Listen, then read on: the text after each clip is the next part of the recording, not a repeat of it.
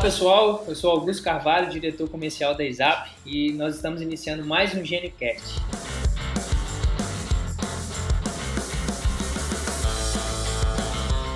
O tema de hoje é serverless, um assunto que tem sido bastante falado na área da computação, e para isso nós convidamos o nosso arquiteto de soluções sênior, Valdeci Júnior, para estar conversando aqui conosco hoje. Bem-vindo, Júnior. Boa tarde, Augusto. Tamo aí. Vamos tentar debater esse tema aí e ver o que essas soluções podem trazer de benefício para os nossos clientes.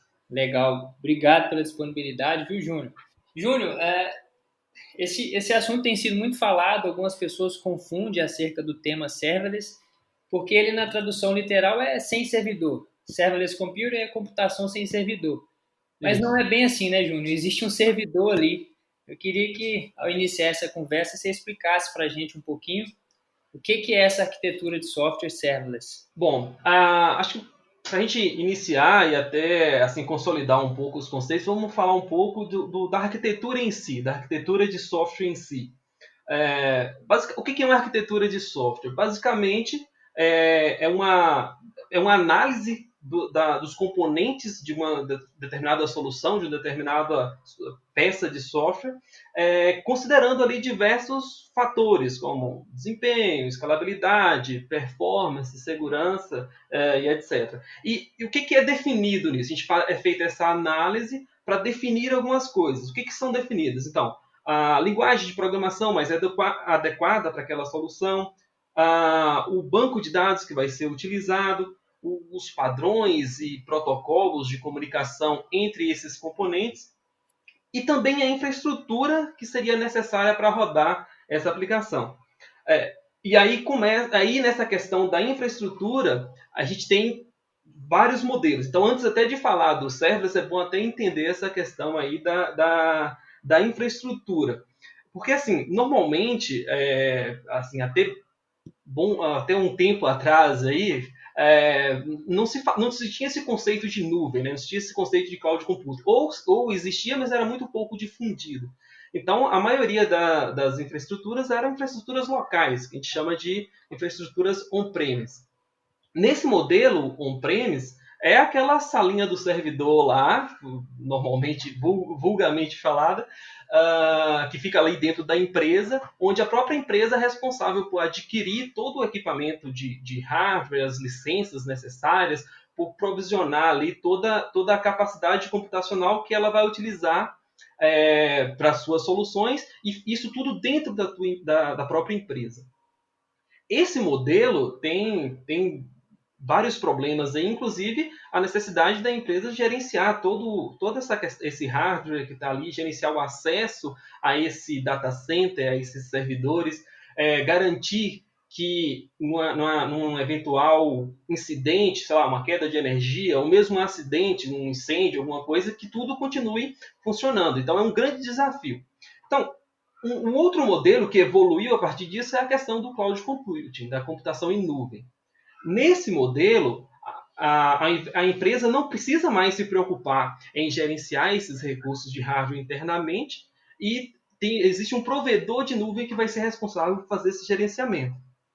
Então, a empresa deixa o nosso cliente aqui, ele deixa de se preocupar em adquirir hardware, em adquirir servidores, em gerenciar acesso a servidores e passa a se preocupar mais na questão do software, em conseguir implantar a aplicação, suas soluções em servidores, em data centers na nuvem e garantir a escalabilidade e a alta disponibilidade de suas aplicações. Só que aí ainda existe o gerenciamento de servidores. Embora eles não estejam dentro da empresa, eles estejam na nuvem, ainda é responsabilidade do cliente fazer as manutenções necessárias nesses servidores, instalar os patches de segurança necessários. Então, assim, ainda existe um trabalho de gerenciamento de infraestrutura, porque isso ainda fica sob responsabilidade do cliente. Claro que esse modelo de nuvem já traz diversas vantagens aí, né? Principalmente na questão da elasticidade E na questão do custo, porque o custo, nesse caso, é sob demanda. Ou seja, o cliente ele vai pagar pelo que ele utilizar e quanto utilizar, em quanto tempo utilizar. Enquanto que no on-premise, ele tem um servidor lá para atender uma aplicação específica que tem o acesso de 10 mil usuários. No dia que precisar 20 mil usuários acessarem aquela aplicação, não tem como aumentar aquele servidor. Ele teria que comprar um novo servidor físico e colocar dentro da empresa. Não faz muito, é algo que é muito. O custo disso é muito grande. Uhum. Além de todo assim, os problemas operacionais disso, porque assim, a dificuldade de gerenciamento. No caso da nuvem, não. A elasticidade te permite aumentar ou diminuir capacidade de computação ou capacidade de armazenamento quando houver necessidade. Mas ainda existe a necessidade de fazer isso. Esse é o ponto. Quando a gente fala de uma arquitetura serverless e uma arquitetura serverless passa por uma infraestrutura serverless, como você falou, a tradução literal é sem servidor, mas ainda existem servidores. A grande diferença é que esses servidores, o cliente não precisa se preocupar com eles. Em outras palavras, uma arquitetura sem servidor é uma maneira de você criar e executar aplicações ou serviços sem precisar gerenciar nenhuma infraestrutura. Acho que esse é o grande ponto. Ou seja, a aplicação continua sendo executada em servidores, mas esses servidores são totalmente gerenciados pelos provedores de nuvem e não há mais a necessidade do cliente provisionar, escalar, manter esses servidores ou esses bancos de dados ou esses sistemas de armazenamento. Essa é a grande questão. Entendi, Júnior. Então, se eu estou usando um servidor serverless, uma arquitetura serverless, desculpa, eu estou usando ele para desenvolvimento de um aplicativo, eu preciso apenas focar naquele aplicativo, no código. Toda a parte de provisionamento, capacidade de processamento, atualização, tudo isso fica a cargo do provedor. É mais ou menos isso, né? Exatamente. Essa, inclusive, é uma das grandes vantagens, porque o cliente ele consegue focar no seu negócio em si, na sua aplicação. Então, aquele tempo que seria deslocado para poder você fazer um provisionamento ou gerenciamento de uma infraestrutura, você consegue alocar esse tempo e focar na sua solução, uma solução específica que vai gerar valor para os seus clientes, para os seus usuários. Isso consegue dar uma agilidade muito grande na aplicação, na solução, ou seja, você consegue lançar a aplicação muito mais rápido e também oferece muitas possibilidades de inovação, porque como eu falei, né, aquele tempo que você economizou no gerenciamento de infraestrutura pode ser investido para melhorar a qualidade de sua aplicação. Exatamente, Júnior. A gente vai falar um pouquinho mais para frente sobre um dos benefícios desse modelo de arquitetura, mas você já antecipou. A gente economiza tempo, e a gente bem sabe que tempo é dinheiro, né, Júnior? Com certeza. E você já falou um pouquinho, não sei se você quer complementar, no que essa arquitetura pode beneficiar o modelo de negócio do cliente e que tipo de negócio, pensando assim no mercado que a gente tem hoje, os mercados que mais estão aderindo a desenvolvimento de novos produtos, novas tecnologias, tem algum tipo de negócio que se beneficia mais desse estilo de arquitetura, João? Assim, primeiro falando dos benefícios. Eu citei essa questão da agilidade, das possibilidades de inovação, mas tem outros, e acho que outros que são bem interessantes. Talvez o grande impacto, assim, o que vai ser mais sentido pelos clientes é a questão da redução de custos. Porque se você pensar que aquela arquitetura cloud que eu citei anteriormente, onde o provedor de nuvem te fornece o data center e você vai lá e provisiona recursos à medida de sua necessidade, sob demanda. Ok, isso já existe uma redução de custo aí, porque como eu falei, você não precisa ficar se preocupando com a aquisição de hardware. No entanto, para você garantir que sua aplicação tenha escalabilidade, esteja altamente disponível, que é a questão de, sei lá, se por algum motivo acontecer algum desastre natural, determinado data center falhar ou perder conectividade, sua aplicação continuar funcionando em outra. Então, essa é a questão da alta disponibilidade. Para você ter esses atributos, você vai, além da questão do gerenciamento, você vai precisar provisionar mais máquinas, provisionar mais servidores, e você vai acabar tendo aí um certo custo de manter isso escalável e altamente disponível. Quando a gente está falando de serverless, isso tudo já está inerente no modelo. Então, o provedor de nuvem que vai te oferecer uma solução de algum serviço serverless já está contemplado nisso tanto a questão da escalabilidade quanto a questão da alta disponibilidade. Então, e além disso, você é cobrado apenas quando você utiliza.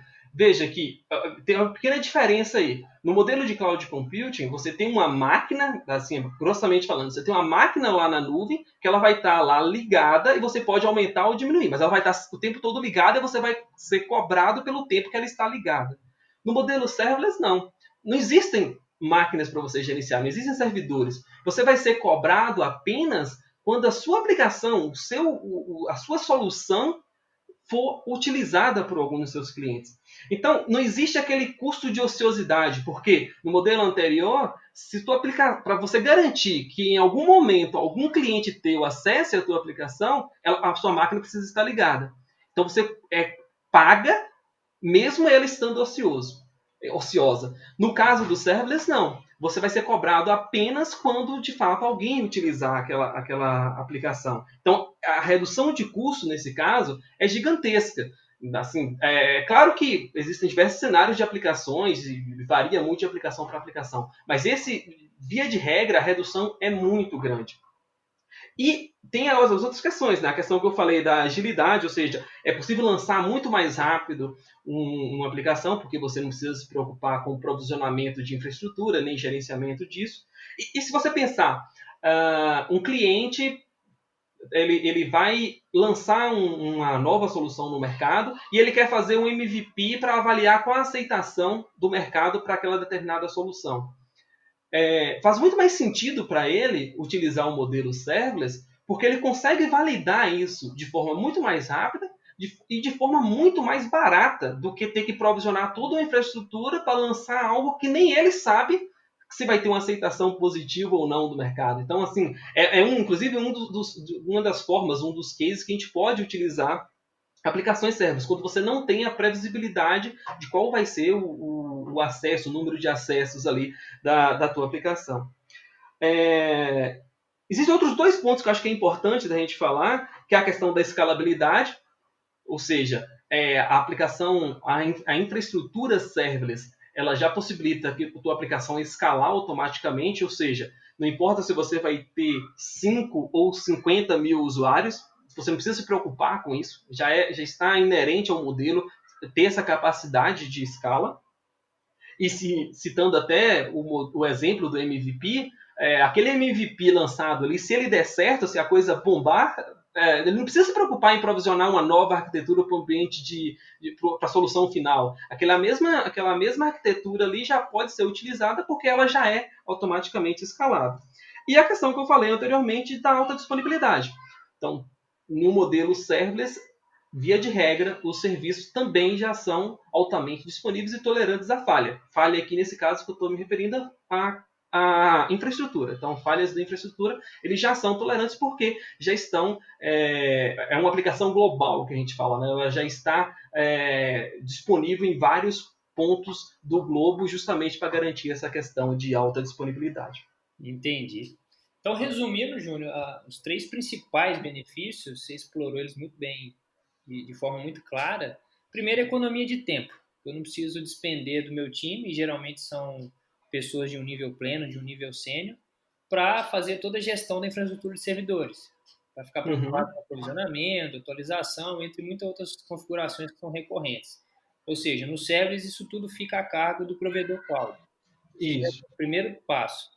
O segundo, a escalabilidade automática, eu vejo muito pessoal chamando isso de auto-scaling. É um tema técnico que eles usam, né? Exato, exatamente.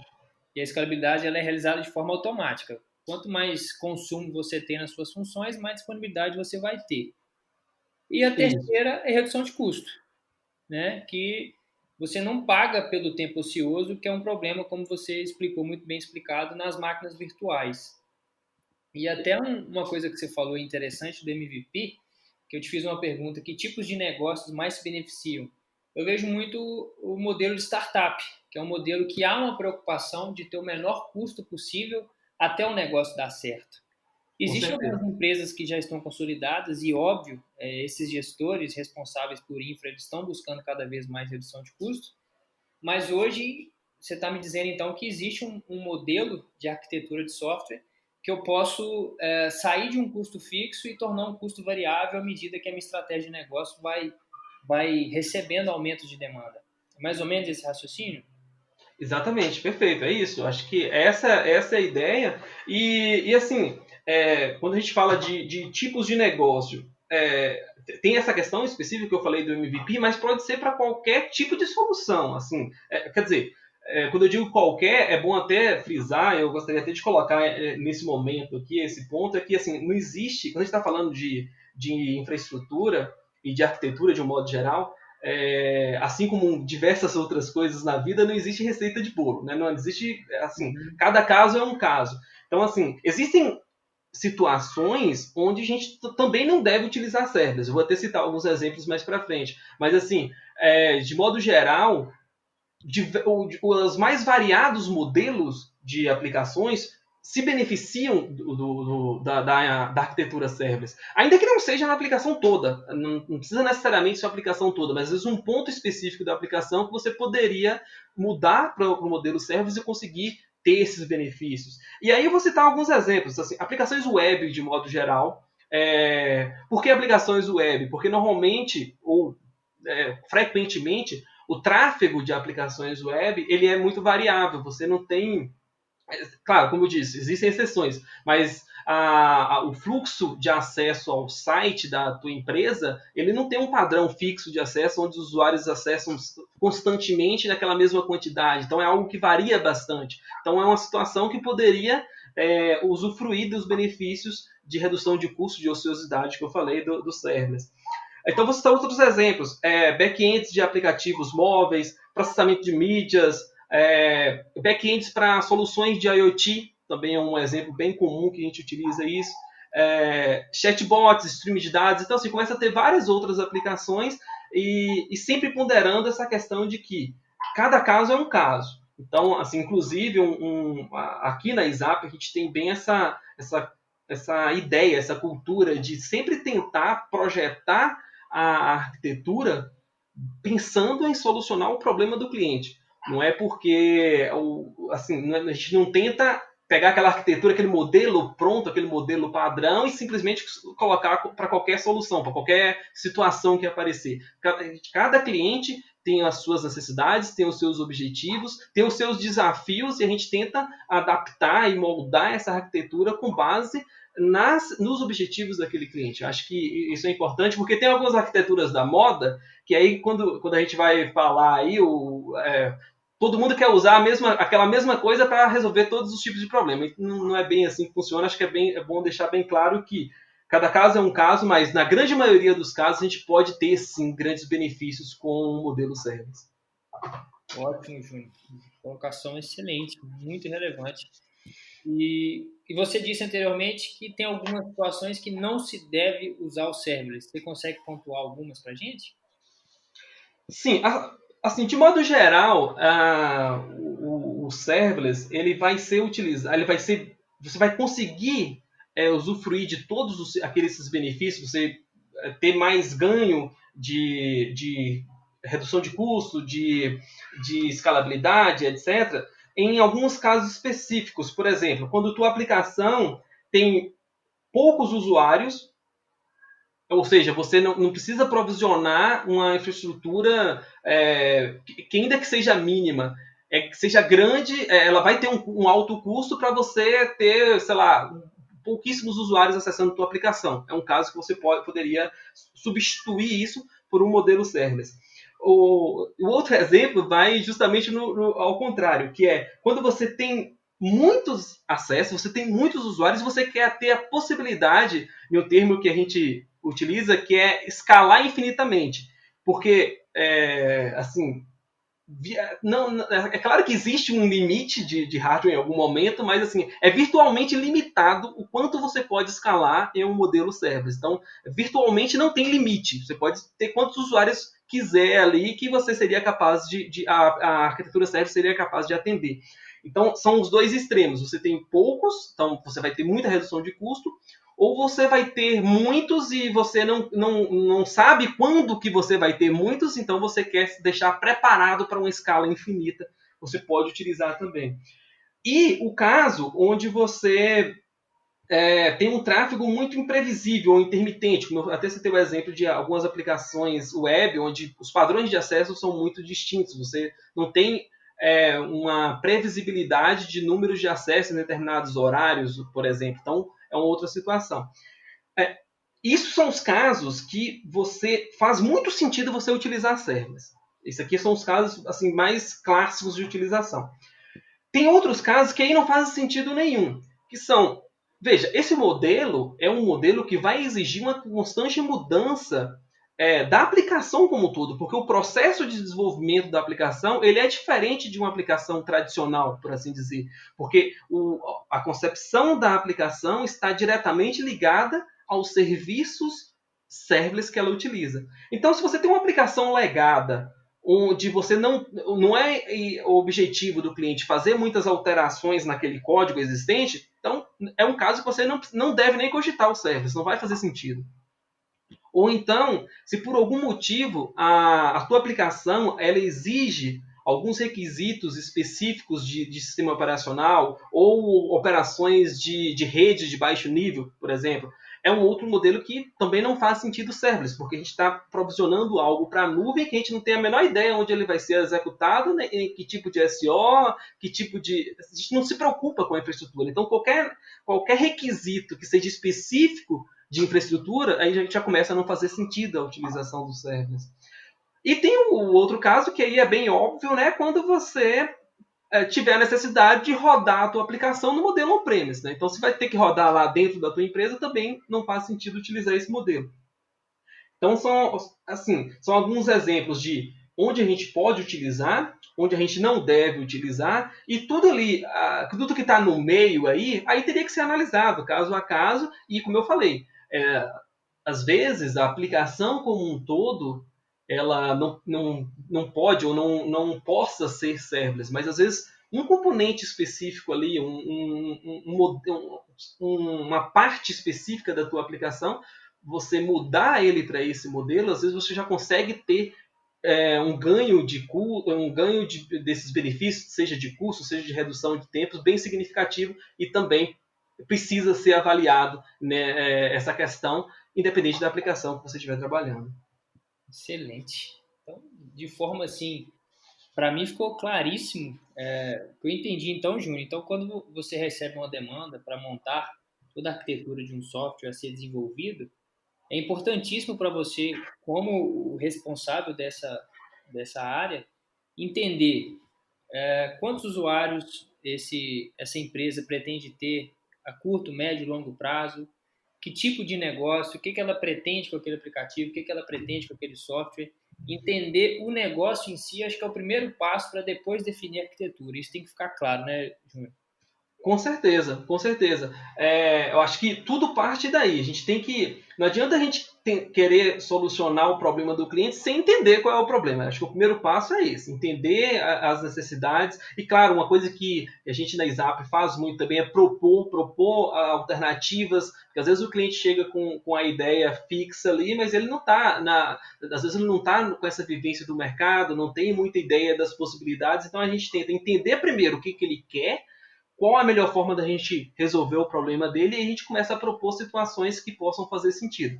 Mas sim, com certeza, essa definição da arquitetura passa primeiro por entender a necessidade específica daquele projeto, daquele cliente. Excelente, bom demais. Acho que cada pergunta, cada ponto que foi tratado aqui, para mim ficou muito claro, espero para o nosso ouvinte também ter ficado. De qualquer forma, pessoal, nós vamos deixar os nossos contatos aí na introdução do GenioCast. E vocês fiquem à vontade para nos contactar, para tirar dúvidas. A gente está aí à disposição. Perfeito. Qualquer dúvida pode mandar aí que a gente, quem sabe, a gente grava um outro episódio aí detalhando algumas outras questões referentes a esse modelo. Exatamente. Até aproveitando isso, Júnior, para todos os nossos ouvintes que trabalham ou não na área de TI, de computação, e quiser trazer sugestões, pessoal do GenoCast, queria que vocês falassem um pouquinho de tal assunto, a gente está aberto também. Vai ser um prazer a gente poder explorar outros assuntos que agreguem valor ao trabalho, à vida dos nossos ouvintes e quem nos acompanha. Pessoal, então é isso. Estamos finalizando o nosso GenoCast de hoje. Queria agradecer ao Valdeci pela participação. Obrigado, viu, Júnior? Obrigado, Augusto. Eu que agradeço e estamos aí. Espero as sugestões aí do pessoal e em outra oportunidade a gente grava aí um outro podcast falando de outros assuntos relevantes aí para o mercado. Ótimo. Obrigado a todos. Continue nos acompanhando aqui no GenoCast e até o próximo episódio.